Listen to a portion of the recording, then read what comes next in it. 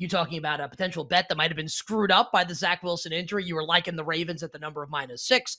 Now it's sitting at about -7.25 in between 7 and 7.5. So give your thoughts here on the current line of the game, what you think might transpire over the course of the next 3 weeks, 3.5 weeks leading up to it. And then I think I've got a little bit of I'm going to have a contrarian take, I think, on the situation here that I'll give in a couple moments.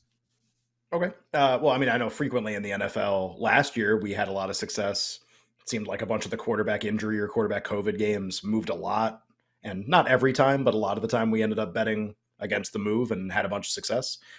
This won't be one of those situations for me. Not that I don't think the Jets can cover. Just, the problem is, okay, with like sort of the Zach Wilson Jets, I tried to make a number in the game and I ended up like touchdown, even a little bit more than a touchdown.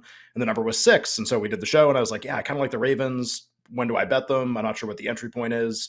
I guess I can wait a little bit. And then it turns out, and for people who are like, well, you should have betted earlier. Okay, well, Lamar Jackson gets hurt in practice just as often as Zach Wilson takes a wrong step on that series. And then I'm actually holding a terrible number on the game because Huntley's going to start, even though I like Tyler Huntley. But so it just kind of bad luck, basically. And the problem with, okay, well, if you liked the Ravens now, you must really like them. And it's like, do I? Because like, how do I quantify the difference between Zach Wilson and Joe Flacco when Zach Wilson was like abysmal for parts of last year and Joe Flacco is old and pretty terrible? But like, how do we measure the difference between those two players? And the number's already out over the next possible key number.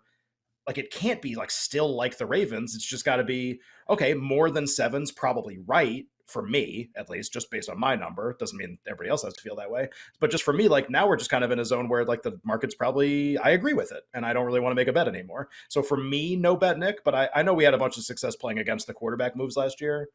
I have a feeling that might be where you're going, but I'm curious kind of what you're up to here.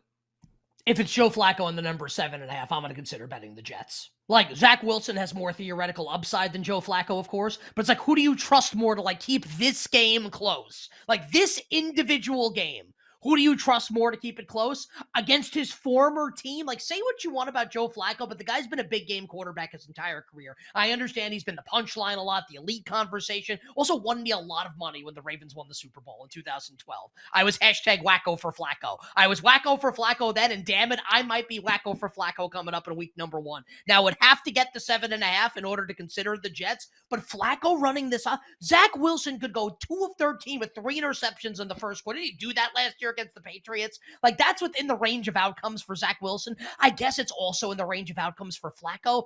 I don't know. Like, Flacco, the veteran guile, the wily vet Joe Flacco, not turning the football over, letting the Jets keep the game close.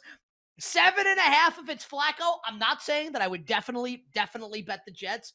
I think I'd rather bet Jets plus 7.5 with Flacco than plus 6 with Zach Wilson. I don't even think it's close, Ken. I don't even think it's close. Maybe I'm on an island there with that, but I definitely feel that way.